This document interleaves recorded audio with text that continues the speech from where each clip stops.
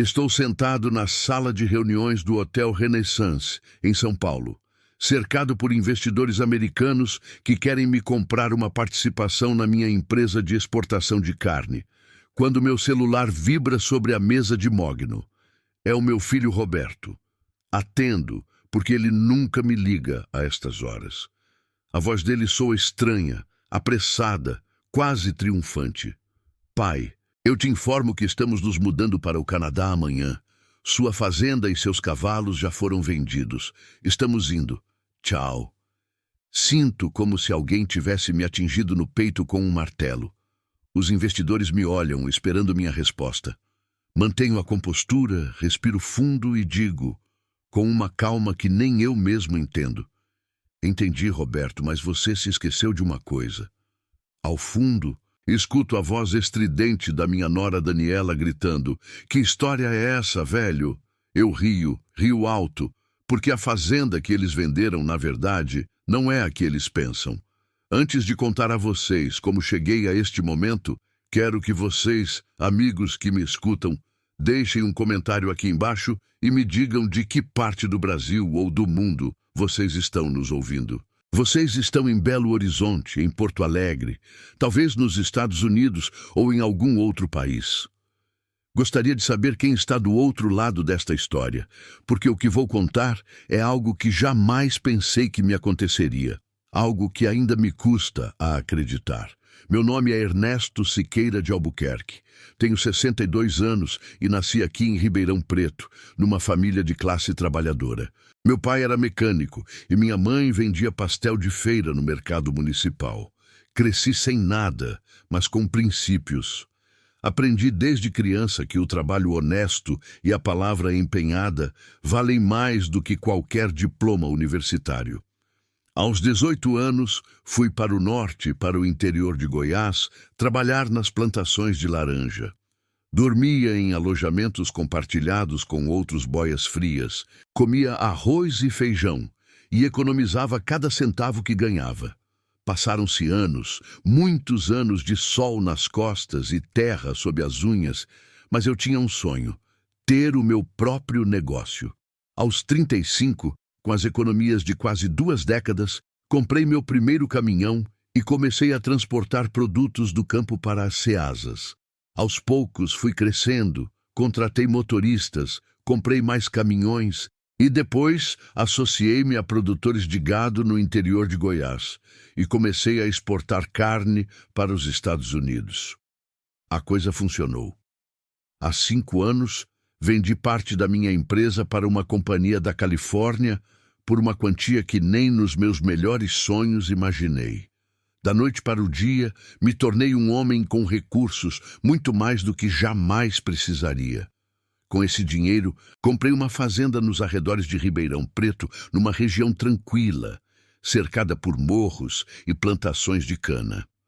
Não é uma fazenda ostentosa, mas tem seus bons hectares. Cavalos puro sangue, estábulos bem cuidados e uma casa principal com vista para a serra. Lá eu planejava me aposentar, viver em paz, cavalgar ao amanhecer, ler os livros que nunca tive tempo de ler, aproveitar o que me restava de vida, sem pressa, sem estresse. Minha esposa Glória morreu há 8 anos de um problema no coração. Foi rápido, doloroso. Desde então, vivo sozinho. Embora Roberto, meu único filho, sempre insistisse para que eu me mudasse com ele e com Daniela, sua esposa. Eu me negava, não porque não os quisesse, mas porque valorizava minha independência. Além disso, Roberto tinha a vida dele na cidade, num condomínio de luxo na zona nobre de Ribeirão Preto, e eu preferia minha fazenda, minha rotina, meus cavalos. Roberto tem 34 anos. Estudou administração de empresas numa universidade privada que eu paguei integralmente. É meu filho, eu o amo, mas ele sempre foi um jovem inquieto, ambicioso, com ideias grandiosas e pouca paciência para construí-las do zero. Trabalhou comigo na empresa de exportação durante alguns anos, mas nunca demonstrou verdadeiro interesse. Preferia o escritório com ar-condicionado e as reuniões com clientes estrangeiros a sujar as mãos no campo. Há 3 anos, Ele se demitiu e montou sua própria agência de marketing digital com Daniela, sua esposa. Ela é de Belo Horizonte, BH. Vem de família rica, ou pelo menos é o que faz questão de mostrar, sempre bem vestida, sempre com as unhas de gel impecáveis, sempre falando de viagens à Europa e de investimentos em criptomoedas. No início, a relação com Daniela foi cordial. Eu tentei aceitá-la, dar-lhe o seu lugar, mas com o tempo notei coisas, pequenas coisas. O jeito como olhava para minha casa quando vinham me visitar, a maneira como perguntava sobre meus investimentos, minhas contas bancárias, minhas propriedades, sempre com um sorriso, sempre casual, mas com uma insistência que me incomodava. Roberto ria das minhas preocupações. Pai, Daniela só quer aprender com você. Ela admira o que você conquistou. Eu não dizia mais nada, mas por dentro algo não me cheirava bem. Há 6 meses, Roberto e Daniela começaram a me visitar com mais frequência. Todo final de semana apareciam na fazenda com comida, com vinho, com presentes pequenos. Queremos passar mais tempo com você, pai, dizia Roberto. A família é o mais importante. Eu me alegrava. Pensava que finalmente meu filho estava amadurecendo, valorizando o tempo com o pai. Comíamos juntos, conversávamos, cavalgávamos. Daniela ficava na casa, checando o celular, mas sempre amável, sempre sorridente. Mas depois começaram as perguntas sobre meus documentos. Pai, seu testamento está atualizado? Você sabe onde estão as escrituras da fazenda? Você tem uma procuração, caso algo aconteça? No começo, eu respondia com paciência. Explicava que estava tudo em ordem, que meu advogado, o doutor Sérgio de Freitas, um amigo de toda a vida, tinha cópias de tudo. Mas as perguntas não paravam. Daniela insistia. Seu Ernesto, o senhor já tem uma certa idade. Não acha que seria melhor o Roberto cuidar de algumas coisas para evitar problemas futuros? Eu sorria. Dizia que estava bem, que me sentia perfeitamente capaz de cuidar dos meus assuntos, mas por dentro uma sirene começava a tocar. Por que tanto interesse repentino nos meus papéis? Por que tanta urgência? Uma tarde de domingo, há uns 4 meses, estávamos na varanda da fazenda tomando café, quando Daniela soltou algo que me gelou o sangue. Seu Ernesto, Roberto e eu estávamos pensando, o que o senhor acha de vendermos a fazenda? Poderíamos investir esse dinheiro em algo mais rentável. O senhor poderia morar com a gente na cidade, estaria mais confortável, mais acompanhado. Roberto assentiu com entusiasmo. Sim, pai, aqui você está muito sozinho e a manutenção da fazenda é cara. Nós poderíamos cuidar de tudo. Olhei para eles fixamente. Senti uma mistura de surpresa e raiva. Esta fazenda não está à venda, disse com firmeza. É o meu lar. É aqui que vou passar o resto dos meus dias. Daniela forçou uma risada. Ah, seu Ernesto, não fique bravo. Era só uma ideia. Queríamos o melhor para o senhor. Roberto pôs a mão no meu ombro. Pai, está tudo bem. Não se preocupe. Só queríamos ajudar.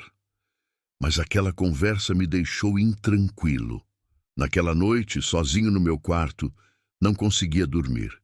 Olhava para o teto, repassando cada palavra, cada gesto. Por que queriam vender minha fazenda? Por que tanta insistência para que eu me mudasse com eles? E, sobretudo, porque Daniela falava como se já fosse uma decisão tomada. Na manhã seguinte, liguei para o doutor Sérgio, contei o que tinha acontecido. Ele, que me conhece há mais de 20 anos, me ouviu em silêncio e depois disse: Ernesto, tome cuidado. Já vi casos assim. Famílias que se aproveitam de idosos. Não estou dizendo que seu filho seja assim, mas mantenha os olhos abertos e não assine nada sem me consultar primeiro. Agradeci e desliguei, mas as palavras dele ficaram ecoando na minha cabeça o dia todo. As semanas seguintes foram estranhas. Roberto e Daniela continuavam vindo à fazenda, mas eu comecei a notar coisas que antes eu ignorava. Daniela revirava as gavetas da minha escrivaninha quando achava que eu não estava olhando. Roberto fazia perguntas sobre minhas contas bancárias, sobre quanto dinheiro eu tinha investido, sobre quem eram meus sócios. Eu respondia com evasivas, com meias-verdades. Quem cuida disso é o meu contador, eu dizia. Não me meto muito nesses detalhes. Uma noite, depois que eles foram embora, revirei minha escrivaninha. Encontrei documentos fora do lugar, papéis que eu sempre guardava em certa ordem estavam bagunçados. Senti um arrepio.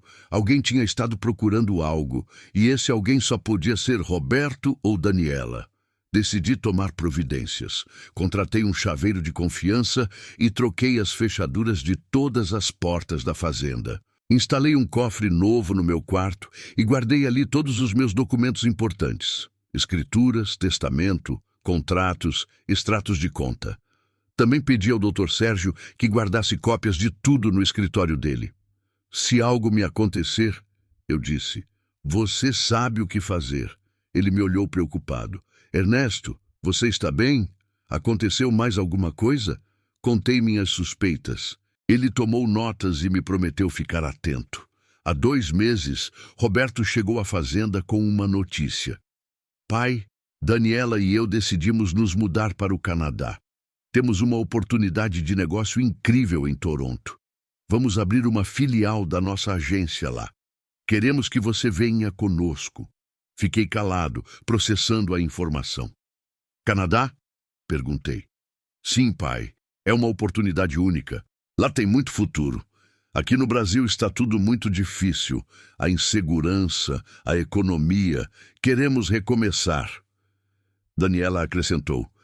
Seu Ernesto, o senhor poderia vender tudo aqui e investir com a gente lá. Moraríamos juntos. Seria perfeito. Eu neguei com a cabeça. Meu filho, eu nasci aqui. Aqui está minha vida, minhas lembranças, minha terra. Não vou a lugar nenhum, mas se você quiser ir, tenha a minha bênção. Você é adulto, tome suas próprias decisões. Roberto pareceu chateado. Pai, não seja teimoso. Lá você estaria melhor. Aqui não tem mais nada para você. Essas palavras me doeram. Aqui está minha fazenda, meus cavalos, minha história, respondi. Isso é tudo para mim. Daniela insistiu durante semanas, ligações, mensagens, visitas, sempre com o mesmo assunto. Vender a fazenda, ir com eles, investir no negócio deles. Eu me mantinha firme, mas comecei a notar algo mais perturbador. Roberto começou a fazer comentários sobre minha saúde. Pai, te vejo cansado. Você está dormindo bem? Não pensou em fazer um check-up médico? Na sua idade é importante. Daniela completava. Seu Ernesto, as escadas desta casa são perigosas. Um tropeço e o senhor pode quebrar o quadril. Não prefere uma casa térrea? Esses comentários me deixaram nervoso. Não porque eu tivesse problemas de saúde. Me sinto perfeitamente bem, faço exercícios, cavalgo, como de forma saudável. Mas porque pareciam insinuações, como se estivessem plantando uma narrativa. Uma narrativa onde eu era um idoso frágil, confuso, incapaz de cuidar de mim sozinho. Há 3 semanas, recebi uma ligação de um número desconhecido. Era uma mulher. A voz soava jovem, nervosa. Seu Ernesto Siqueira de Albuquerque? Perguntou. Sim, sou eu quem fala. Houve uma pausa. O senhor não me conhece, mas trabalho num cartório aqui em Ribeirão Preto. Vi uns documentos que acho que o senhor deveria saber. Documentos relacionados à sua fazenda. Meu sangue gelou. Que documentos? Perguntei. Não posso falar por telefone. Podemos nos encontrar? É urgente. Combinamos de nos encontrar em um café do centro no dia seguinte. Cheguei pontualmente. A mulher era jovem, uns 30 anos, bem vestida, com cara de preocupação. Apresentou-se como Liliana, assistente jurídica. Tirou um envelope pardo e o colocou sobre a mesa. Seu Ernesto, há uma semana chegou ao nosso cartório um senhor jovem com uma senhora. Disseram ser seu filho e sua nora. Apresentaram uma procuração supostamente assinada pelo senhor que os autorizava a vender a sua fazenda. Senti o chão se mover debaixo dos meus pés. Isso é impossível, eu disse. Eu nunca assinei nada disso. Liliana assentiu. Eu sei, por isso estou aqui. O tabelião revisou o documento e o achou suspeito. A assinatura não coincidia muito bem com outras assinaturas do senhor que tínhamos no arquivo. Ele pediu para o senhor retornar com o senhor Roberto pessoalmente para verificar. O senhor Roberto ficou muito irritado e foi embora, mas eu fiquei com uma cópia do documento antes que o levassem. Ela me mostrou o papel. Era uma procuração falsificada. Meu nome, minha assinatura imitada de forma desajeitada, autorizando Roberto Siqueira de Albuquerque a vender todas as minhas propriedades. Minhas mãos tremiam. Meu filho fez isso? Liliana baixou o olhar. Não posso afirmar, mas o senhor que veio se identificou como Roberto Siqueira de Albuquerque. Estava acompanhado de uma mulher loira, elegante Daniela. Senti uma mistura de fúria, tristeza e medo. O que eu posso fazer? Perguntei. Liliana me explicou que eu deveria denunciar a tentativa de fraude, que deveria proteger minhas propriedades imediatamente. Ela me recomendou um advogado especializado em fraudes familiares. Saí daquele café como em transe, meu próprio filho, meu próprio sangue, tentando me roubar, tentando me despojar de tudo que eu havia construído. Não podia acreditar, mas a evidência estava ali, naquele envelope pardo que eu apertava contra o peito. Naquela mesma tarde, fui direto ao Dr. Sérgio. Mostrei-lhe o documento falso. Ele empalideceu. Ernesto, isso é grave, muito grave. Isso é fraude. Eles podem ir para a cadeia. Eu assenti. Eu sei, mas preciso ter certeza. Preciso de mais provas. Preciso entender até onde isso vai. O Dr. Sérgio me sugeriu contratar um investigador particular. Alguém que pudesse seguir Roberto e Daniela, documentar seus movimentos, seus contatos, seus planos. Contratei um investigador, um ex-policial recomendado por Sérgio. Chama-se Gustavo, um tipo sério, discreto, profissional. Dei-lhe toda a informação, fotos de Roberto e Daniela, seus endereços, suas rotinas. Gustavo se pôs a trabalhar imediatamente. Enquanto isso, eu continuava agindo com normalidade. Roberto e Daniela continuavam me visitando, sorrindo, falando do Canadá, insistindo para que eu vendesse a fazenda. Eu assentia, fingia estar pensando. Talvez vocês tenham razão, eu lhes dizia. Talvez seja uma boa ideia recomeçar. Daniela sorria triunfante. Roberto me abraçava. Eu sabia que você ia entrar em razão, pai. Por dentro, eu morria de raiva, mas me controlava. Eu precisava saber mais. Eu precisava de evidência sólida. Gustavo trabalhou rápido. Na semana seguinte, me enviou um relatório preliminar. Roberto e Daniela tinham visitado 3 cartórios diferentes em Ribeirão Preto, tentando encontrar alguém que aceitasse processar a venda da fazenda com a procuração falsa. Em 2 deles, foram rejeitados por irregularidades nos documentos. Mas em um terceiro, ao que parece, encontraram um tabelião corrupto disposto a processar a venda por baixo do pano em troca de uma comissão. Gustavo tinha fotos, vídeos, gravações de áudio de conversas nas quais Roberto e Daniela falavam sobre como dividir o dinheiro da venda assim que se mudassem para o Canadá. Meu coração se partiu em pedaços. Ouvir a voz do meu filho, tranquilo, calculista, falando em vender minha fazenda, meus cavalos, minha vida, como se eu já não existisse, como se eu já estivesse morto. Mas o pior veio quando Gustavo me mostrou outra coisa. Um plano de seguro de vida. Roberto havia contratado uma apólice em meu nome sem o meu conhecimento, nomeando a si mesmo como beneficiário. $2 milhões. E o mais assustador, ele havia pesquisado sobre acidentes em fazendas, quedas em escadas, infartos em idosos. Tudo documentado no histórico de busca do computador dele, que Gustavo havia conseguido hackear com a ajuda de um perito em informática. Eu não conseguia respirar. Meu filho não queria só me roubar, ele queria me eliminar, queria me matar e cobrar o seguro, e depois ir para o Canadá com Daniela, aproveitar todo o meu dinheiro, todo o meu esforço, toda a minha vida. Naquela noite, não consegui dormir. Fiquei sentado na sala da fazenda com todas as luzes apagadas, olhando pela janela para o campo escuro. As estrelas brilhavam intensas sobre a serra. Os cavalos dormiam tranquilos nos estábulos. Tudo parecia tão pacífico, tão normal, mas eu sentia que meu mundo havia desabado. Meu único filho, a única família que me restava depois da morte de Glória, queria me ver morto por dinheiro, por uma herança que nem sequer precisava urgentemente. Servi-me de um uísque, depois outro. Pensei em Glória, em como ela teria reagido a tudo isso. Glória sempre foi mais perspicaz do que eu para ler as pessoas. Quando Roberto apresentou Daniela pela primeira vez, Glória me disse em particular: "Essa moça tem olhos de calculadora, Ernesto. Ela mede tudo. Conta tudo." Eu ri dos comentários dela. "Você está exagerando, meu amor.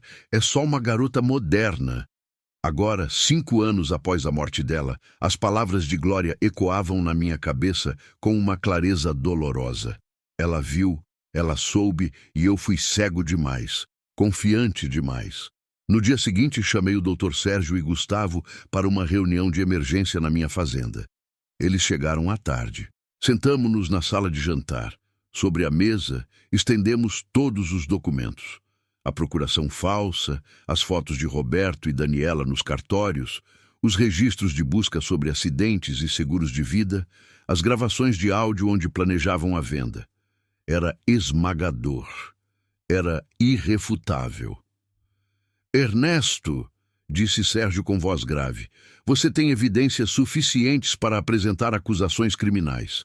Fraude, falsificação de documentos, conspiração para cometer fraude. Se incluirmos o tema do seguro de vida e as buscas sobre acidentes, poderíamos adicionar tentativa de homicídio premeditado. Isso é muito sério." Gustavo assentiu. "Seu Ernesto, esses garotos não estavam brincando. Tinham tudo planejado, a venda da fazenda, o seguro, a mudança para o Canadá. Inclusive, já tinham passagens aéreas compradas para dali a 3 semanas. Senti uma mistura de raiva e tristeza tão intensa que tive que me levantar da mesa e caminhar até a janela para não desmoronar na frente deles. Respirei fundo. Contive as lágrimas. "O que vocês me recomendam fazer?" Perguntei sem me virar. Sérgio pigarreou. "O ideal seria apresentar uma denúncia formal à Delegacia de Investigações, mas entendo que é seu filho. Se quiser, poderíamos confrontá-los primeiro, dar-lhes a oportunidade de se explicarem, de se retratarem." Gustavo interrompeu. "Com todo respeito, doutor, esses dois já cruzaram todas as linhas. Não vão se retratar, vão negar tudo, e se sentirem descobertos, podem acelerar os planos." Eu me virei para eles. Acelerar os planos se refere a... Gustavo me olhou diretamente nos olhos. "Seu Ernesto, se eles perceberem que o senhor sabe, podem tentar algo desesperado. Não sabemos até onde estão dispostos a ir. Já falsificaram documentos, já contrataram um seguro fraudulento, já pesquisaram como provocar acidentes, o que nos faz pensar que não tentariam de verdade." Um arrepio percorreu minha espinha. Sérgio interveio. "Ernesto, acho que você deve tomar precauções imediatas. Primeiro, não fique sozinho na fazenda. Contrate segurança privada. Segundo, instale câmeras de vigilância em toda a propriedade. Terceiro, informe a alguém de confiança sobre esta situação. E quarto, considere denunciar agora antes que seja tarde demais." Assenti lentamente. "Façam isso. Instalem as câmeras. Contratem segurança, mas ainda não quero denunciar. Quero armar uma arapuca. Quero que eles mesmos se delatem completamente, que não haja dúvida, que não possam escapar." Gustavo sorriu levemente. "O que o senhor tem em mente, seu Ernesto?" Eu também sorri, mas era um sorriso amargo, cansado. Vou dar a eles exatamente o que querem. Vou dizer que aceito vender a fazenda, que vou com eles para o Canadá, que assinarei o que for necessário, e quando baixarem a guarda, quando pensarem que venceram, nós os pegaremos em flagrante. Sérgio parecia preocupado. É arriscado, Ernesto. Eu dei de ombros. Tudo nesta situação é arriscado, mas não vou deixar meu filho sair impune. Não vou deixar que me roubem o que me custou uma vida inteira para construir e, sobretudo, não vou lhes dar o prazer de me verem como uma vítima indefesa. Gustavo aplaudiu suavemente. Gosto do seu estilo, seu Ernesto. Vamos trabalhar nos detalhes. Passamos as horas seguintes planejando. Primeiro, no dia seguinte, seriam instaladas câmeras ocultas em toda a casa.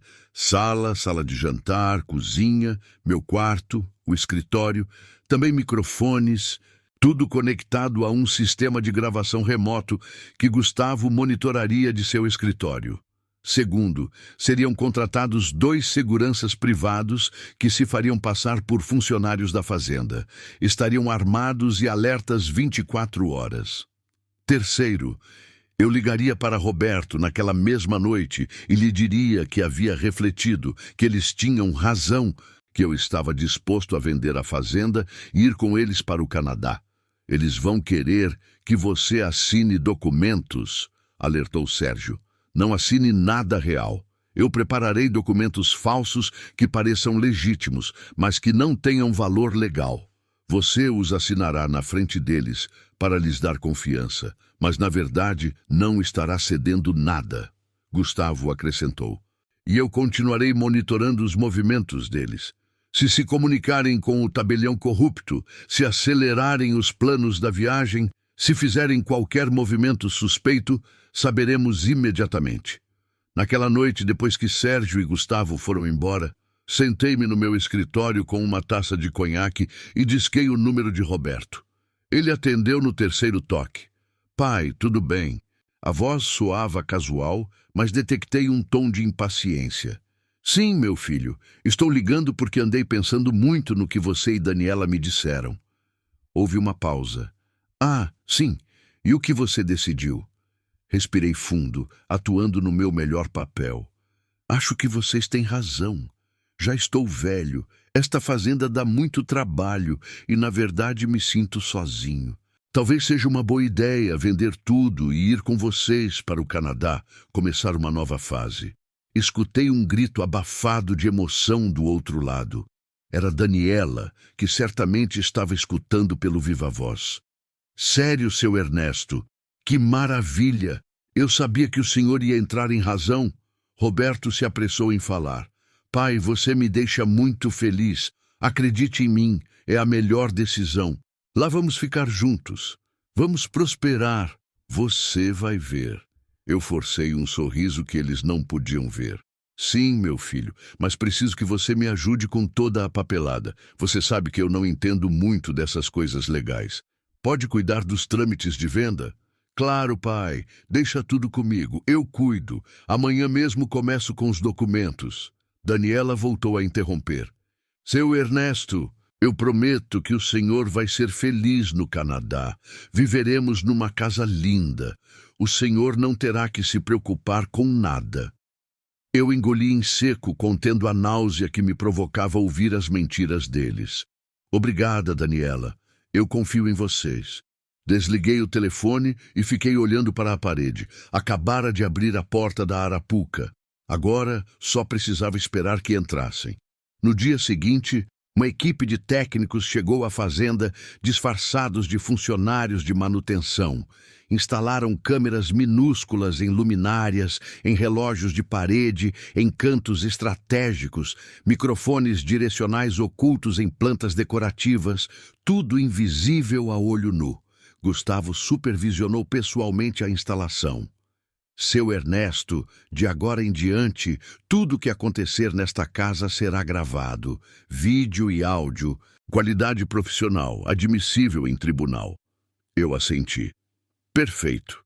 Os 2 seguranças, Ramiro e Fernando, se apresentaram naquela tarde. Eram tipos grandes, sérios, ex-militares. Expliquei-lhes a situação. Eles ouviram sem interromper, e quando terminei, Ramiro disse: Seu Ernesto, fique tranquilo. Nós não vamos perdê-lo de vista. Se alguém tentar algo, nós o deteremos.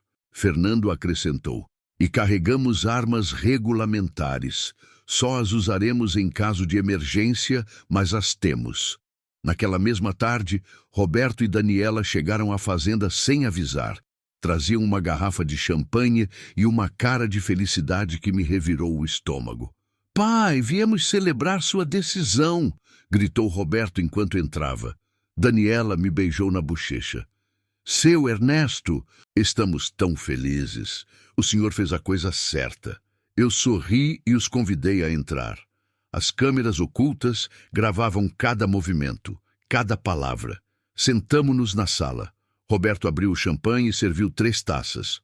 Brindemos a novos começos, disse Roberto. Pela família, acrescentou Daniela. Eu levantei minha taça sem dizer nada. Bebi um gole e os observei. Roberto tirou uma pasta da maleta. Pai, eu trouxe uns documentos para você revisar.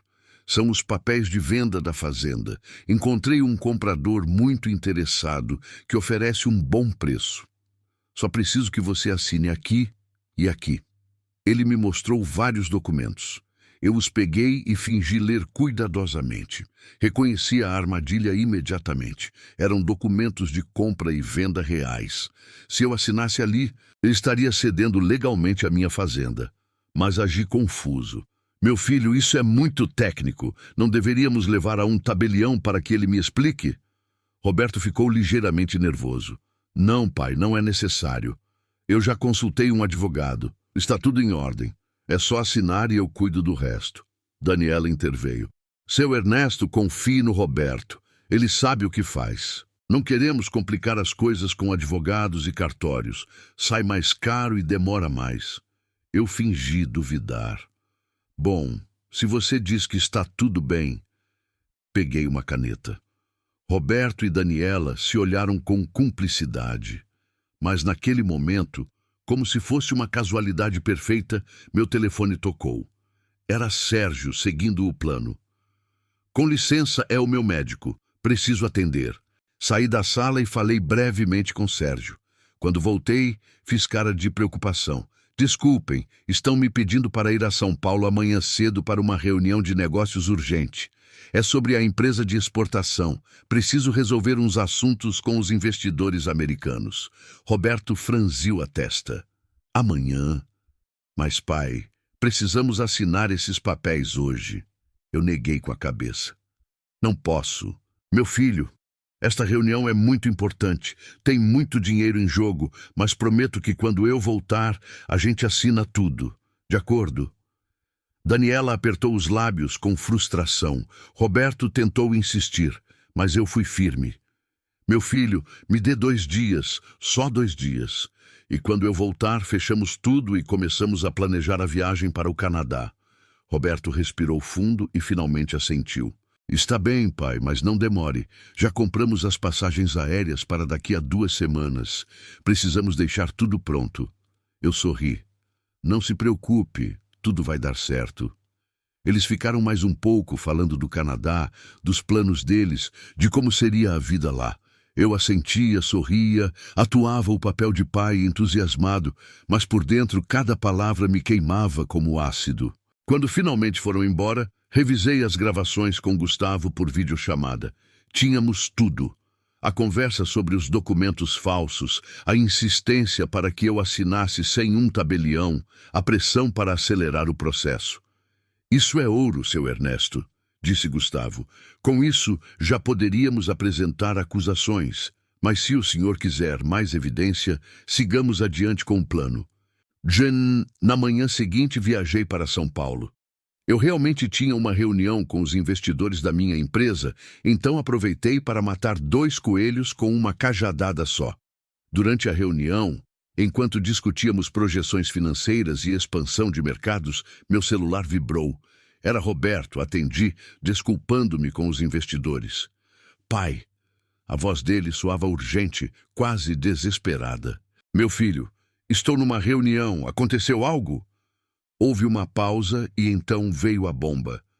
Pai, eu te informo que estamos nos mudando para o Canadá amanhã. Sua fazenda e seus cavalos já foram vendidos. Estamos indo. Tchau. O mundo parou. Os investidores me olhavam, esperando minha reação. Mantive a calma exterior, embora por dentro sentisse uma mistura de choque e satisfação. Choque porque realmente o fizeram. Satisfação porque acabavam de cair na arapuca. Respirei fundo e respondi com uma voz tranquila, controlada. Entendi, Roberto, mas você se esqueceu de uma coisa. Escutei Daniela gritar ao fundo. Que história é essa, velho? Eu ri. Ri alto, genuinamente. Os investidores me olhavam confusos. Um deles, um senhor do Texas chamado Richard, perguntou em inglês. Everything okay, Ernesto? Eu fiz um sinal de que sim e voltei ao telefone. Roberto, você se esqueceu que a fazenda que você vendeu não é a minha. Silêncio do outro lado. O quê? O que você quer dizer? A voz dele tremia. Eu continuei, saboreando cada palavra. A fazenda que tem as escrituras em nome de Ernesto Siqueira de Albuquerque é uma que comprei há 3 meses em Guanajuato, uma propriedade pequena de 10 hectares que não vale nem 1/5 da minha fazenda verdadeira. Essa foi a que você vendeu com seus documentos falsos. Minha fazenda de Ribeirão Preto, a grande, a dos cavalos puro sangue, a de 100 hectares. Essa está registrada sob o nome de um fideicomisso que criei há anos. Você não pode vendê-la mesmo que quisesse. Você não tem acesso, não tem procuração, não tem nada. O silêncio do outro lado era sepulcral. Depois, escutei Daniela gritar. Isso é impossível. Nós revisamos os documentos, fizemos a venda. Eu ri de novo. Vocês revisaram os documentos que eu quis que revisassem. Fizeram a venda de uma propriedade que não vale nada. E o melhor de tudo, meu filho, é que está tudo gravado. Cada conversa, cada documento falso que você me apresentou, cada tentativa de fraude, cada mentira, tudo. Pai, eu não sei do que você está falando. Você disse que queria vender. Você concordou. Roberto tentava se defender, mas a voz soava fraca, assustada. Eu nunca assinei nada legal, Roberto. Os documentos que assinei na sua frente eram falsos, preparados pelo meu advogado para provar suas intenções e funcionou perfeitamente. Agora eu tenho evidência suficiente para colocar você na cadeia por fraude, falsificação de documentos e conspiração. Ah, e também sei do seguro de vida que você fez no meu nome e suas buscas na internet sobre acidentes em fazendas. Houve um grito abafado. Daniela começou a soluçar ao fundo. Roberto gaguejava. Pai, espere. Podemos conversar sobre isso. Foi um mal-entendido. Daniela me convenceu. Eu não queria. Eu o interrompi com uma voz fria que nem eu mesmo reconheci. Não quero mais ouvir mentiras. Roberto, tenho uma reunião para atender. Meu advogado entrará em contato com você. E a propósito, essas passagens para o Canadá que vocês compraram, espero que sejam reembolsáveis, porque o único lugar para onde vocês vão viajar é para enfrentar um juiz. Desliguei. Os investidores me olhavam de boca aberta. Richard assobiou, impressionado. Ernesto, that was intense. Problemas de família. Eu assenti cansadamente. You have no idea, Richard. Nenhuma ideia. Depois de desligar, pedi desculpas aos investidores e lhes expliquei brevemente que tinha uma situação familiar urgente para resolver. Richard, que tem uns 70 anos e há décadas faz negócios no Brasil, colocou a mão no meu ombro e disse, Ernesto, já estou no mercado há tempo suficiente para saber que as piores traições vêm de quem está mais perto. Resolva seus assuntos. A gente remarca. Os demais assentiram com compreensão. Agradeci, peguei meus documentos e saí do hotel. No táxi a caminho do aeroporto, liguei para o Dr. Sérgio. Ele atendeu de imediato. Ernesto, Gustavo acabou de me informar. Roberto e Daniela estão em pânico total. Vimos nas câmeras de segurança que instalamos perto da casa deles. Estão colocando malas no carro. Parece que tentam fugir. Senti uma pontada de satisfação amarga. Estão certos? Completamente. Gustavo já alertou a delegacia de investigações. Temos um mandado de prisão pronto. A polícia está a caminho para interceptá-los antes que cheguem ao aeroporto. Meu coração batia forte. Tudo estava acontecendo muito rápido. Sérgio, preciso estar lá quando os prenderem. Não posso perder esse momento. Ele hesitou. Ernesto, não sei se é uma boa ideia. Pode ser difícil emocionalmente. Eu neguei com a cabeça, embora ele não pudesse me ver. Preciso ver com meus próprios olhos que isso está terminando. Sérgio suspirou. De acordo. Eu te mando a localização. Gustavo estará lá também. Mas, por favor, mantenha a distância. Deixe que as autoridades façam o trabalho delas. Mudei a rota do táxi e segui em direção à zona nobre de Ribeirão Preto, onde Roberto e Daniela moravam. O trajeto desde São Paulo levou quase 2 horas.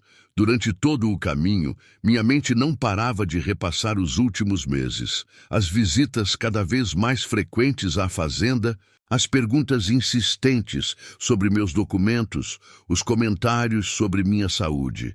Tudo tinha sido calculado, tudo tinha sido parte de um plano para me despojar do meu patrimônio e possivelmente da minha vida. Pensei em Glória, em como ela teria lidado com esta situação. Glória era forte, mas também tinha um coração enorme. Perdoava fácil, sempre via o melhor nas pessoas. Teria ela perdoado Roberto, ou teria sido tão firme quanto eu estava sendo agora? Eu nunca saberia. Mas uma parte de mim sentia que ela estaria desapontada, não só de Roberto, mas também de mim, por não ter visto os sinais antes. Quando cheguei ao condomínio de luxo onde Roberto e Daniela moravam, já havia 3 viaturas da Polícia Civil bloqueando a rua. Gustavo estava lá, coordenando com os agentes. Ele me viu chegar e caminhou até mim. Seu Ernesto, nós os pegamos. Tentaram sair há 15 minutos, mas os detivemos na esquina. Estão naquela viatura. Ele apontou para um dos veículos policiais. Através da janela, pude ver a silhueta de Roberto com as mãos algemadas, a cabeça baixa. Em outra viatura estava Daniela chorando descontroladamente. O senhor quer falar com eles? Perguntou Gustavo. Eu hesitei. Parte de mim queria gritar, reclamar, fazê-los entender a dor que haviam me causado. Mas outra parte, a parte cansada, a parte quebrada, só queria que tudo terminasse. Não, eu disse finalmente. Não tenho nada a lhes dizer. Que o juiz os escute.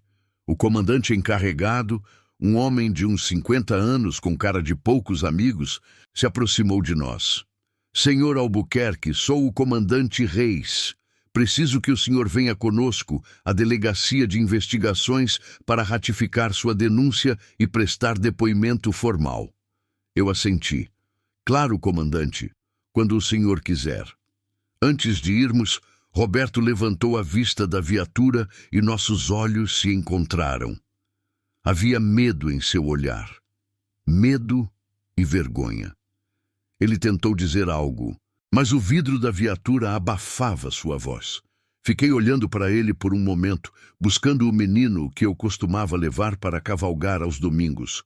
O jovem que me abraçava quando eu voltava das minhas viagens de negócios. Mas esse menino, esse jovem, já não estava ali.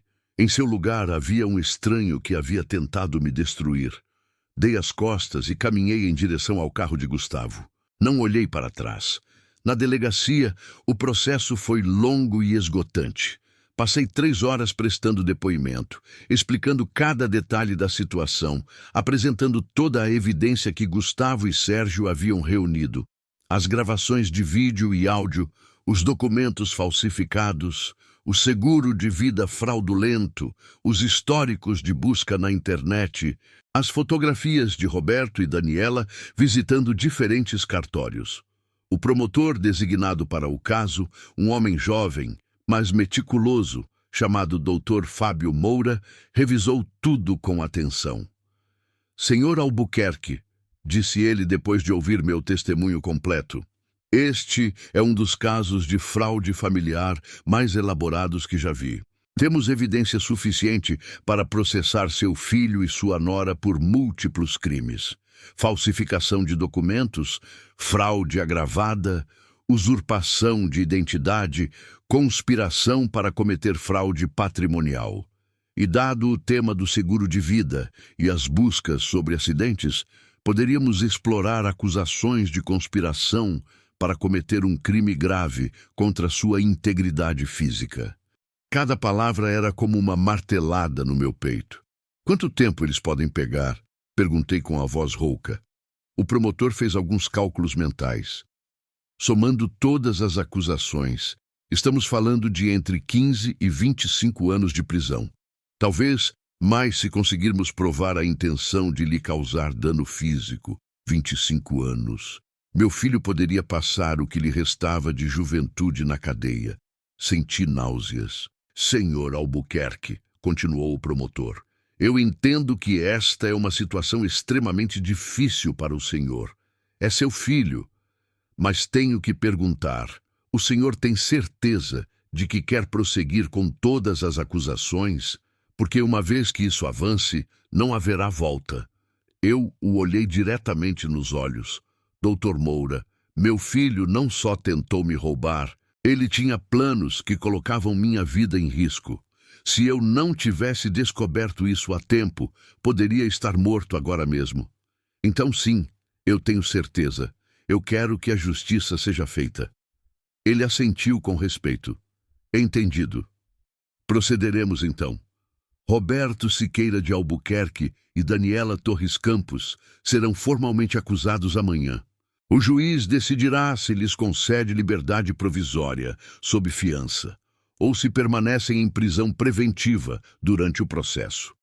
Dado o quão elaborado é o plano e o risco de fuga, já tentaram sair do país, eu recomendarei prisão preventiva. Saí da delegacia quando já era noite. Gustavo me esperava lá fora. Como o senhor se sente, seu Ernesto? Eu dei de ombros. Vazio, cansado, triste, com raiva, tudo junto. Ele assentiu, compreensivo. É normal. O que o senhor acaba de fazer exigiu uma coragem imensa. Não muitos pais teriam a força para confrontar o próprio filho desta maneira. Eu suspirei. Não me sinto corajoso, Gustavo. Sinto-me um fracasso. Fracassei como pai. Se Roberto chegou a isso, foi porque eu fiz algo errado na criação dele. Gustavo negou enfaticamente. Não, seu Ernesto. O Senhor lhe deu tudo: educação, oportunidades, amor. Mas há pessoas que simplesmente escolhem o caminho errado. A ambição, a ganância, essas são decisões pessoais. O Senhor não tem culpa pelas más decisões do seu filho. As palavras dele me confortaram um pouco, mas o peso da culpa continuava ali, pressionando meu peito. Os dias seguintes foram um turbilhão midiático. A história vazou para a imprensa local. Empresário denuncia o próprio filho por tentar despojá-lo do patrimônio. Os repórteres começaram a me ligar, a me procurar, a acampar em frente à minha fazenda. Eu não queria falar com ninguém. Tranquei-me na minha propriedade com Ramiro e Fernando, vigiando a entrada, rejeitando todos os jornalistas. Sérgio me manteve informado do processo legal. Roberto e Daniela foram formalmente acusados. O juiz, após revisar a evidência, determinou que representavam risco de fuga e ordenou prisão preventiva para ambos. Roberto foi enviado para a penitenciária de Ribeirão Preto, Daniela para uma unidade feminina. Ambos teriam que esperar ali pelo julgamento. Uma semana depois das prisões, recebi uma carta. Era de Roberto. Estava escrita à mão em uma folha arrancada de um caderno. A letra tremia, como se ele tivesse chorado enquanto escrevia. Dizia: Pai, eu não sei se você vai ler isto. Não sei se você me odeia. Provavelmente deveria me odiar. Mas preciso que saiba que eu sinto muito. Sinto muito por tudo. Sei que não há desculpa para o que fiz. Sei que te traí da pior maneira possível. Sei que perdi todo o direito de te chamar de pai. Daniela me convenceu, me pressionou, me fez acreditar que merecíamos seu dinheiro, que você era egoísta por não compartilhar tudo conosco. Mas isso não justifica nada. Eu tomei as decisões. Eu assinei os documentos falsos. Eu procurei uma maneira de te enganar. Não há perdão para o que fiz. Só quero que saiba que o filho que te abraçava quando criança, esse ainda está aqui dentro, enterrado sob camadas de ambição e estupidez. E esse filho está arrasado pelo que fez ao próprio pai. Eu te amo, pai, sempre te amei. Mesmo que você não acredite, mesmo que não importe mais. Roberto, eu li a carta 3 vezes, chorei. Chorei como não chorava desde a morte de Glória.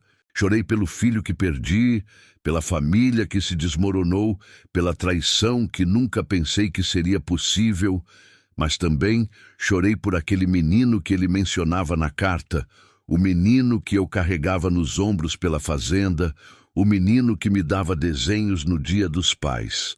Para onde aquele menino tinha ido? Em que momento eu o perdi? Naquela noite, sozinho no meu escritório, com uma garrafa de uísque pela metade, liguei para Sérgio. Preciso falar com Roberto, eu lhe disse. Ele se surpreendeu. Ernesto, você tem certeza? Não é necessário. O processo legal segue seu curso. Eu insisti. Não me importo com o processo legal neste momento. Preciso falar com meu filho cara a cara, uma última vez. Sérgio fez as gestões. 3 dias depois, encontrei-me na sala de visitas da penitenciária. Roberto entrou escoltado por um guarda. Vestia o uniforme bege dos internos. Havia perdido peso. Tinha olheiras profundas. Quando me viu, parou bruscamente. Depois, caminhou lentamente em direção à cadeira à minha frente e se sentou. Ficamos nos olhando em silêncio pelo que pareceu uma eternidade. Obrigado por ter vindo. Lhe disse finalmente com a voz embargada. Eu assenti sem dizer nada. Você recebeu minha carta? Perguntou. Sim. Outro silêncio. Roberto respirou fundo. Você acredita em mim? Acredita que eu sinto muito? Eu o olhei diretamente nos olhos, buscando sinceridade. Eu quero acreditar, Roberto, mas você mentiu para mim durante meses. Você me enganou, planejou me roubar, possivelmente me fazer mal. Como posso saber que isso não é outra manipulação? Ele baixou a cabeça. Você não sabe, não pode saber. Mas eu juro pela memória da mamãe que eu sinto muito, que me arrependo a cada segundo de cada dia desde que me prenderam. A menção de Glória me fez tremer. Não envolva sua mãe nisso, eu disse com voz dura. Ela nunca teria aprovado o que você fez. Nunca. Roberto assentiu com lágrimas rolando pelas bochechas. Eu sei, e isso me mata. Eu a decepcionei, eu te decepcionei, eu me decepcionei. Por que, Roberto? Por que você fez isso? Minha voz falhou. Você não precisava do dinheiro urgentemente. Sua agência ia bem. Eu sempre te apoiei em tudo. Por quê? Ele limpou as lágrimas com as costas da mão. Ganância, ambição.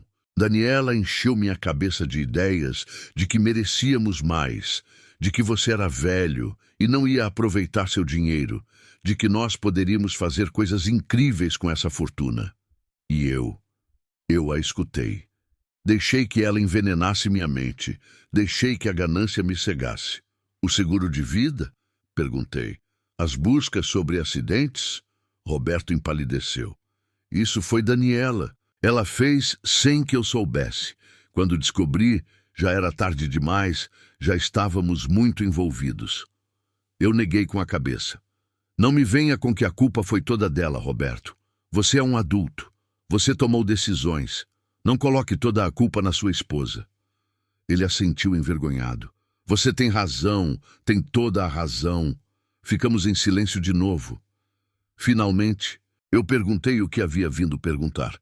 Vocês de verdade pensavam em me fazer mal? De verdade estavam dispostos a ir tão longe? Roberto negou veementemente. Não, pai, eu juro, nós nunca teríamos. Eu nunca teria te machucado fisicamente. O seguro foi uma ideia louca de Daniela, mas eu disse a ela que não, que isso era demais, que só venderíamos a fazenda e iríamos embora. Era só isso. Eu queria acreditar nele. Deus sabe o quanto eu queria acreditar nele, mas a evidência dizia outra coisa. As buscas na internet, o timing do seguro, tudo apontava para algo mais sombrio. Roberto, eu disse cansadamente, não sei no que acreditar. Não sei quem você é mais. O filho que eu conhecia nunca teria feito nada disso. Ele soluçou abertamente. Eu sei, pai. Perdi meu caminho. Perdi minha alma. E agora vou pagar por isso. Eu me levantei para ir embora. Roberto se levantou também, desesperado. Pai, espere. Existe alguma chance de que um dia você possa me perdoar? Não estou te pedindo para retirar as acusações. Não estou te pedindo para me tirar daqui. Só estou perguntando se algum dia, talvez em anos, você poderá encontrar no seu coração um pouco de perdão. Eu o olhei e, naquele momento, vi o menino de 5 anos que chorava quando caía da bicicleta. Vi o adolescente nervoso antes do primeiro dia de universidade. Vi meu filho destruído, quebrado, perdido. Mas ainda meu filho. Eu não sei, Roberto. Eu disse honestamente. O perdão não é algo que eu possa prometer agora. Preciso de tempo, preciso me curar, preciso processar tudo isso. Mas eu te digo uma coisa, nunca deixarei de ser seu pai. Mesmo que você esteja aqui, mesmo que tenha feito o que fez, esse sangue não se apaga. Os olhos dele se iluminaram com um brilho de esperança. Obrigado, pai. Obrigado. Eu assenti e saí da sala sem olhar para trás.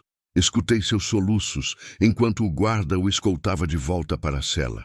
Os meses seguintes foram os mais difíceis da minha vida. Mais difíceis até do que quando perdi Glória, porque pelo menos naquela época a dor era limpa, pura, sem a contaminação da traição. Agora eu carregava uma dor complexa, cheia de camadas.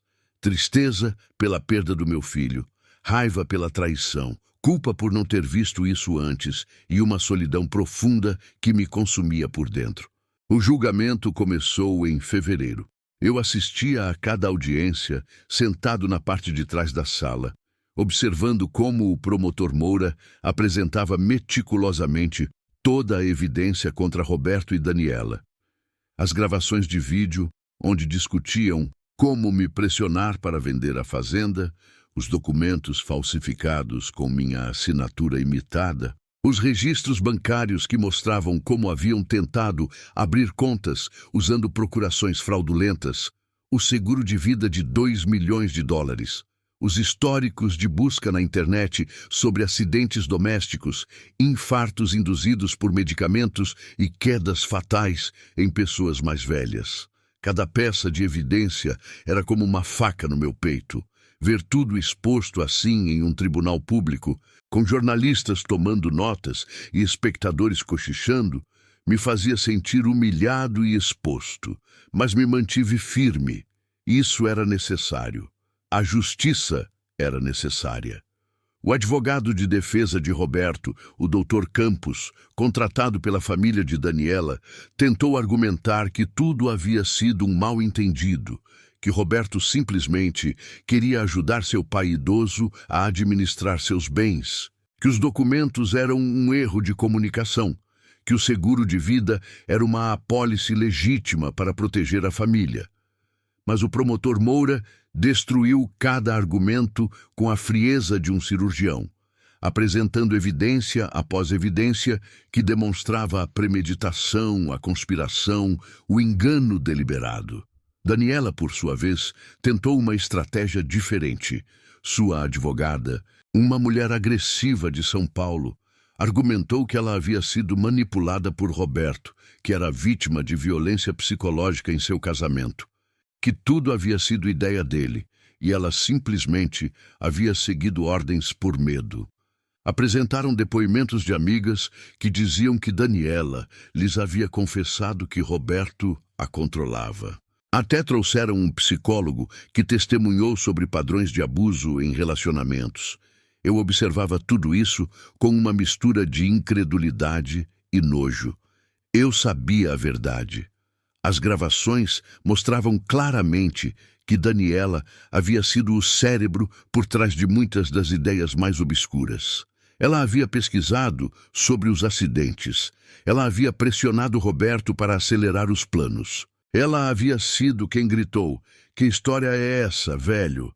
quando os confrontei por telefone, mas ali estava ela no banco, chorando, interpretando o papel de vítima com uma atuação que teria ganhado prêmios em Hollywood.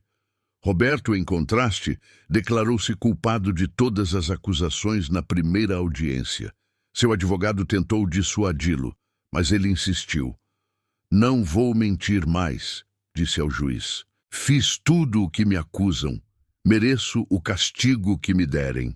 O juiz, um homem sério de uns 60 anos chamado Magistrado Salazar, o olhou com uma mistura de surpresa e respeito. "É incomum ver um acusado assumir responsabilidade completa desta maneira", comentou.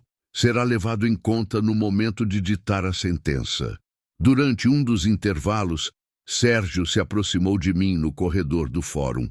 "Ernesto, a declaração de culpabilidade de Roberto pode reduzir a sentença dele. Ele está demonstrando arrependimento genuíno. O juiz pode ser mais benevolente." Eu assenti cansadamente. "Que o juiz faça o que tiver que fazer. Eu só quero que isso termine." O depoimento mais doloroso veio quando me chamaram ao banco das testemunhas. O promotor Moura me fez repassar toda a história desde o começo.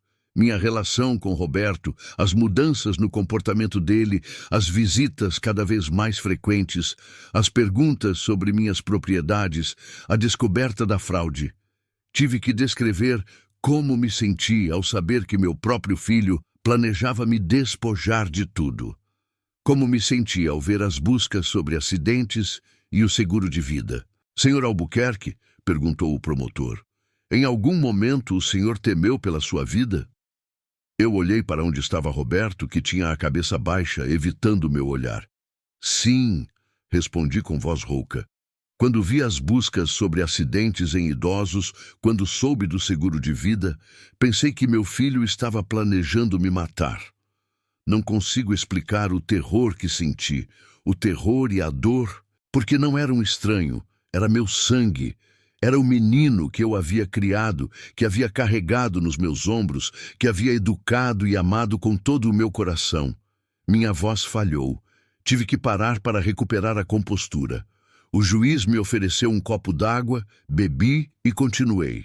Tive que instalar câmeras de segurança na minha própria casa. Tive que contratar seguranças armados para me proteger. Tive que dormir com uma arma debaixo do travesseiro, porque tinha medo de que meu filho viesse de noite a... Não pude terminar a frase. As lágrimas rolavam pelas minhas bochechas.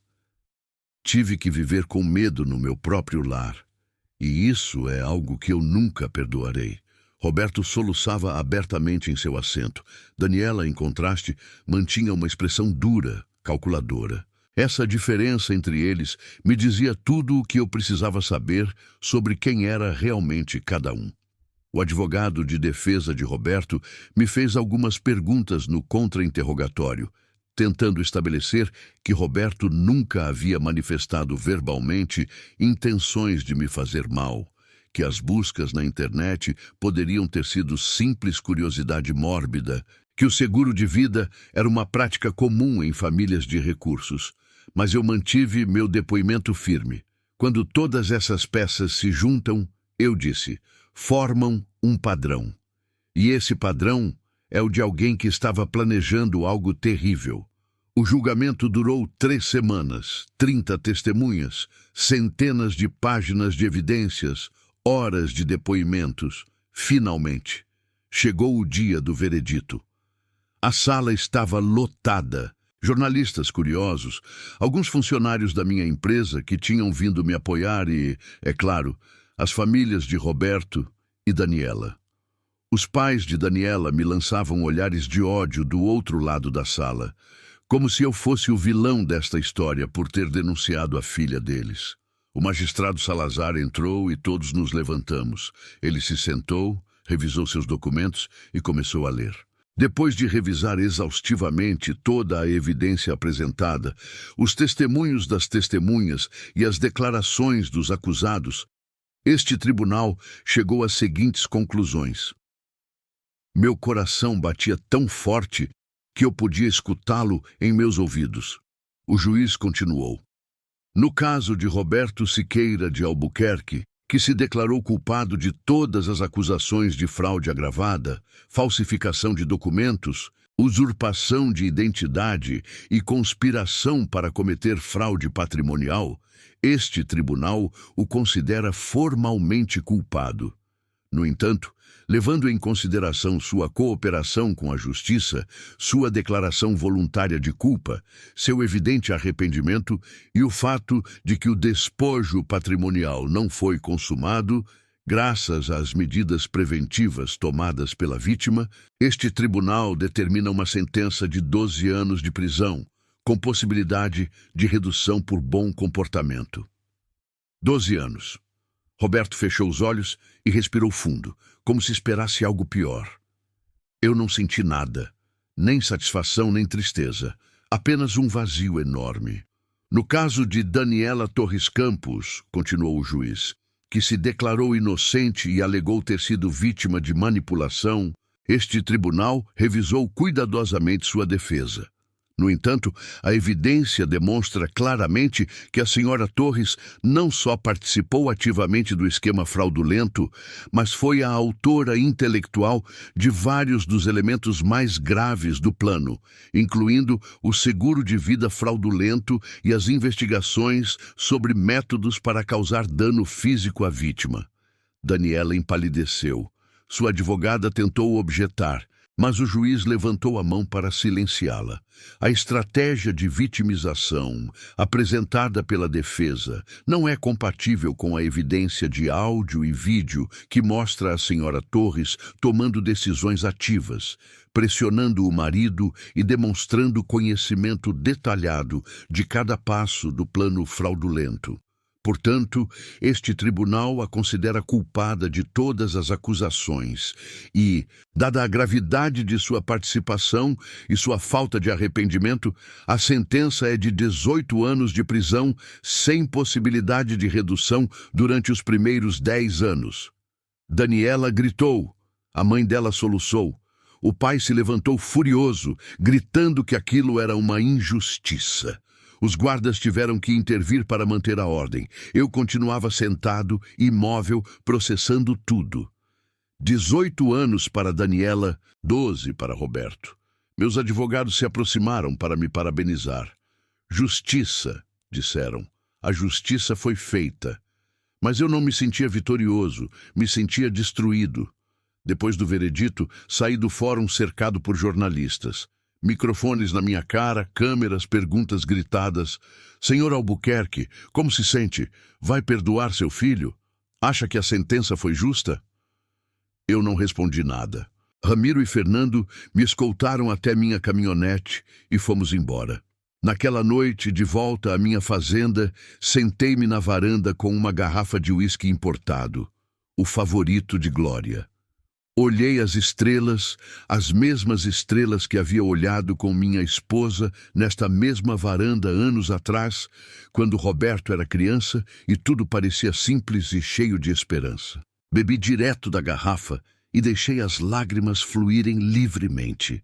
Chorei pelo meu filho, pela família que havia perdido, pelos anos que nunca recuperaríamos. Os meses seguintes foram de ajuste. Tive que aprender a viver com a realidade de que meu único filho estava na cadeia por ter me traído. As pessoas na cidade me olhavam com pena. Alguns me parabenizavam pela minha coragem em denunciar. Outros me criticavam por ter mandado meu próprio sangue para a cadeia. A família é sagrada, me diziam. Você deveria ter perdoado. Mas eles não sabiam. Eles não tinham vivido o terror de descobrir que seu próprio filho poderia estar planejando sua morte. Roberto me escrevia cartas semanais da penitenciária. Eu lia todas, embora não respondesse. Em cada carta pedia perdão. Falava de seu arrependimento, das terapias psicológicas que estava fazendo, de como havia encontrado Deus na cadeia, algo que me fez sorrir amargamente, porque Roberto nunca tinha sido religioso, mas eu queria acreditar que era genuíno. Queria acreditar que meu filho estava realmente mudando. 6 meses depois do julgamento, decidi visitá-lo. Não sei o que me impulsionou. Talvez a solidão, talvez a necessidade de fechar ciclos, ou talvez no fundo o amor de pai que nunca se extingue completamente. Não importa quão profunda seja a ferida. Eu o encontrei diferente. Havia ganhado peso, parecia mais saudável. Trabalhava na biblioteca da penitenciária, me contou. Estava estudando, lendo livros de filosofia e espiritualidade. Pai, ele me disse com os olhos marejados, estes meses me deram tempo para pensar, para realmente entender a magnitude do que fiz. Eu não só te roubei ou tentei roubar, eu tirei sua paz, tirei sua confiança, tirei sua família. Essas são coisas que eu nunca poderei te devolver, não importa quantos anos eu passe aqui. Eu assenti em silêncio. Ele continuou. Eu tenho lido sobre o perdão, sobre a redenção, e entendo que não tenho o direito de te pedir isso, mas quero que saiba que dedicarei o resto da minha vida, dentro ou fora desta penitenciária, para tentar ser o homem que o Senhor merece como filho. Não para te reconquistar, porque sei que isso pode ser impossível, mas porque é o certo. Pela primeira vez em meses, senti algo parecido com esperança. Não era perdão ainda. Não estava nem perto do perdão, mas era algo, uma pequena rachadura no muro de dor que eu havia construído ao redor do meu coração. Roberto, eu disse lentamente, eu não posso te prometer que um dia tudo voltará a ser como antes. Provavelmente nunca será. Mas eu te digo isto. O fato de você estar aqui tentando mudar, tentando ser melhor, significa algo. Não sei o que ainda, mas significa algo. Ele assentiu, enxugando as lágrimas. É tudo o que posso pedir, pai. Obrigado por ter vindo. Obrigado por não me apagar completamente da sua vida. Eu me levantei para ir embora. Antes de sair, virei-me para ele. Roberto, eu também cometi erros como pai. Talvez eu tenha te dado demais. Talvez eu não tenha te ensinado bem o valor das coisas. Talvez eu tenha estragado o menino que se tornou o homem que fez o que fez. Então, uma parte disso também é minha responsabilidade. Roberto negou enfaticamente. Não, pai. O senhor foi um ótimo pai. Me deu tudo. O problema esteve em mim, nas minhas decisões, na minha fraqueza. Não carregue a minha culpa. Eu sorri tristemente. Os pais sempre carregam um pouco da culpa dos filhos. É parte do trabalho. Saí daquela penitenciária com sentimentos mistos, dor ainda, é claro, mas também algo mais, algo que, eventualmente, com tempo e trabalho, poderia se tornar cura. Passou mais um ano. Nesse tempo, vendi minha empresa de exportação de carne por completo. Eu já não tinha energia para gerenciar negócios. Aposentei-me oficialmente, dediquei-me à fazenda, aos meus cavalos, a ler, a cavalgar ao amanhecer. Contratei um administrador jovem, um rapaz honesto de uma cidade vizinha, para me ajudar com as operações diárias. Também comecei a falar publicamente sobre a minha experiência. Organizações de idosos me convidavam a dar palestras sobre fraudes familiares, sobre como se proteger, sobre os sinais de alerta. No início, eu resisti. Não queria expor minha dor em público. Mas depois, me dei conta de que minha história podia ajudar outros, podia salvar outros idosos de sofrer o que eu sofri.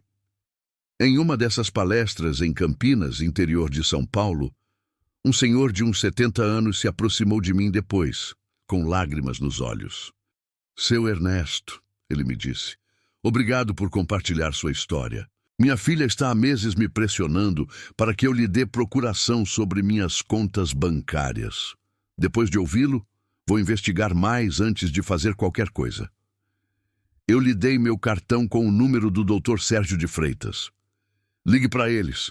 eu disse. Deixe que ele revise tudo antes de assinar qualquer coisa. Ele me abraçou, agradecido. Esses momentos me davam propósito. Faziam-me sentir que toda a dor, toda a traição tinha algum significado se eu pudesse evitar que outros passassem pelo mesmo. Roberto completou 2 anos de prisão. Nesse tempo, concluiu sua educação universitária. Obteve um mestrado online em psicologia e começou a dar oficinas para outros internos sobre responsabilidade pessoal e redenção. O diretor da penitenciária me ligou um dia para dizer que Roberto havia se tornado um dos internos modelo, que ajudava outros, que era um exemplo de transformação genuína. Eu o visitava a cada 2 meses. As visitas eram difíceis, mas necessárias. Falávamos de tudo, de Glória, da infância dele, dos erros dele, dos planos para quando saísse. Se eu sair, ele sempre me corrigia. Ainda me faltam 10 anos, no mínimo, pai, e eu mereço cada dia. Daniela, em contraste, continuava na cadeia, amargurada e sem arrependimento, segundo me informou o promotor Moura. Ela havia apelado de sua sentença múltiplas vezes, todas as apelações rejeitadas. A família dela havia cortado contato com Roberto, culpando-o de ter arrastado a filha deles para esta situação. A ironia não me escapava. Na minha fazenda, a vida continuava. Os cavalos envelheciam junto comigo. Vendi alguns, comprei outros. Contratei um jovem treinador que me ensinou novas técnicas de equitação. Juntei-me a um clube de cavaleiros local. Fiz novos amigos, gente da minha idade, que compartilhava minha paixão pelos cavalos e a vida tranquila do campo. Uma tarde, 3 anos depois do julgamento, eu estava cavalgando meu cavalo favorito, um puro-sangue árabe chamado Relâmpago, quando tive uma epifania. Parei no topo de um morro que dava vista para toda a minha fazenda. O sol se punha sobre a serra, pintando o céu de laranjas e rosas. Os estábulos brilhavam com as luzes do entardecer. Tudo estava em paz. E me dei conta de algo. Eu havia sobrevivido. Havia sido traído da pior maneira possível pela pessoa em quem mais confiava no mundo. E mesmo assim, eu continuava aqui. Continuava respirando, continuava vivendo, continuava encontrando momentos de beleza e paz. O perdão, percebi, não era algo que acontecia de repente. Não era um interruptor que você ligava. Era um processo lento, doloroso, complicado. E talvez eu nunca perdoasse completamente. Talvez eu sempre carregasse uma cicatriz, mas podia viver com essa cicatriz, podia seguir em frente. Naquela noite, depois de jantar sozinho na minha sala de jantar grande, peguei um papel e uma caneta e, pela primeira vez em 3 anos, escrevi uma carta para Roberto. Não era uma carta de perdão completo, mas era um começo. Roberto, eu passei 3 anos tentando entender o que deu errado, o que eu fiz de errado como pai, o que você fez de errado como filho, e cheguei à conclusão de que talvez eu nunca entenda completamente. As pessoas são complexas, as situações são complexas, a vida é complexa. O que eu entendo é isto: você é meu filho. Isso não muda. Você cometeu erros terríveis. Eu também cometi erros, embora diferentes. Mas ambos somos humanos. Ambos somos imperfeitos. E talvez, só talvez, possamos encontrar uma maneira de reconstruir algo. Não o que tínhamos antes. Isso está perdido para sempre. Mas algo novo, algo honesto, algo baseado na verdade e não nas mentiras.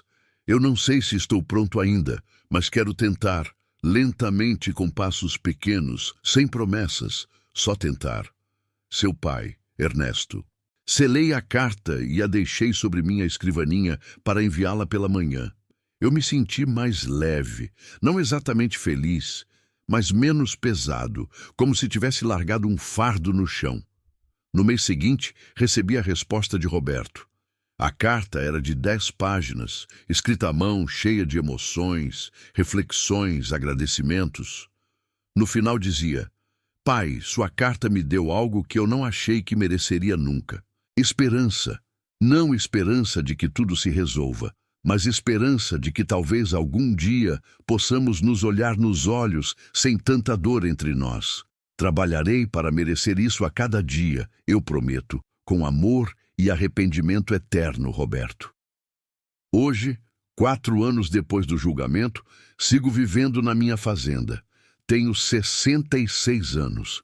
Meu cabelo está completamente branco. Meus joelhos doem quando chove, mas estou vivo, estou completo à minha maneira. Visito Roberto a cada mês. Agora, nossas conversas são mais profundas, mais honestas. Ele segue cumprindo sua condenação com dignidade. Faltam 8 anos para ele. Eu o perdoei completamente? Não, mas estou no caminho, e isso, percebi, é suficiente por agora. Para quem me escuta, quem seguiu esta história desde o começo, quero deixar algumas lições que aprendi da maneira mais dolorosa. Primeira, protejam seus bens. Não importa o quanto confiem em sua família. Tenham documentos em ordem, advogados de confiança e nunca assinem nada sem entender completamente. A confiança é linda, mas a cautela é sábia. Segunda, prestem atenção aos sinais. Quando alguém começa a mostrar interesse demais no seu dinheiro, suas propriedades, seus documentos, não ignorem essa sirene interna. Investiguem, perguntem, protejam-se. Terceira, não tenham medo de defender o que é de vocês, mesmo que seja contra sua própria família. A justiça é necessária, o respeito próprio é necessário. Ninguém tem o direito de nos despojar do que construímos com nosso esforço. Quarta, o perdão é um processo pessoal. Não deixem que ninguém lhes diga quando ou como devem perdoar. Tomem seu tempo, curem-se no seu ritmo, e se nunca chegarem ao perdão completo, está tudo bem também. O importante é encontrar paz. E quinta, a vida continua. Mesmo que nos traiam, mesmo que nos firam, mesmo que percamos o que achávamos que era permanente, a vida continua e merece ser vivida com dignidade, com propósito, com esperança. Eu perdi meu filho por anos. Talvez eu o recupere parcialmente algum dia, talvez não, mas não perdi minha dignidade, não perdi meu patrimônio, não perdi minha vida. E isso, meus amigos, é uma vitória em si mesma. Quando Roberto me ligou naquele dia de São Paulo, pensando que havia vencido, pensando que havia me enganado completamente, ele não sabia que eu havia descoberto tudo. Não sabia que a fazenda que vendeu não era a verdadeira. Não sabia que cada movimento dele estava sendo gravado.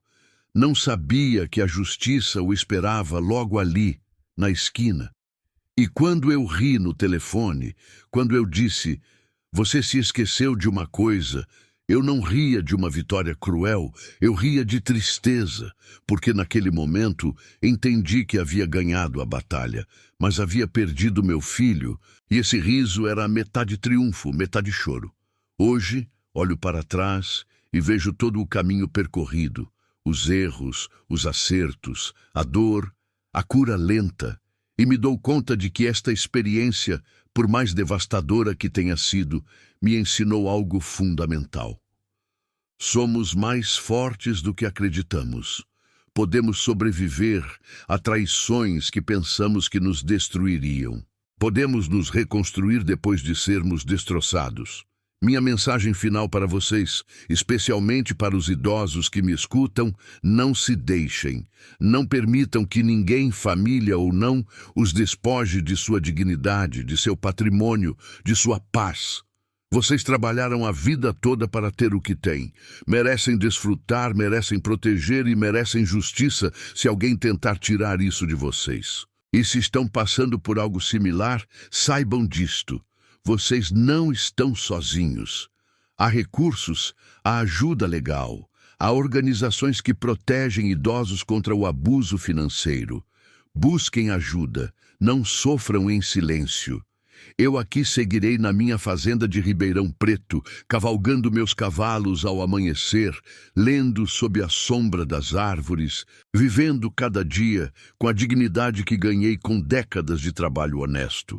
E quando Roberto sair da cadeia, se por acaso eu ainda estiver aqui, Talvez possamos nos sentar juntos nesta mesma varanda onde estou agora e construir algo novo das ruínas do que fomos. Mas isso será outro capítulo, outra história. Por agora, esta história termina aqui, com um homem de 66 anos, sobrevivente da pior traição, ainda de pé, ainda respirando, ainda acreditando que amanhã pode ser um dia melhor. Obrigado por escutar meu testemunho. Que Deus os abençoe e os proteja.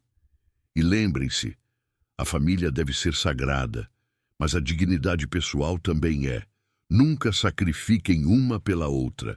Esta é a minha história. A história de Ernesto Siqueira de Albuquerque, um homem que quase perdeu tudo, mas que no final se salvou a si mesmo.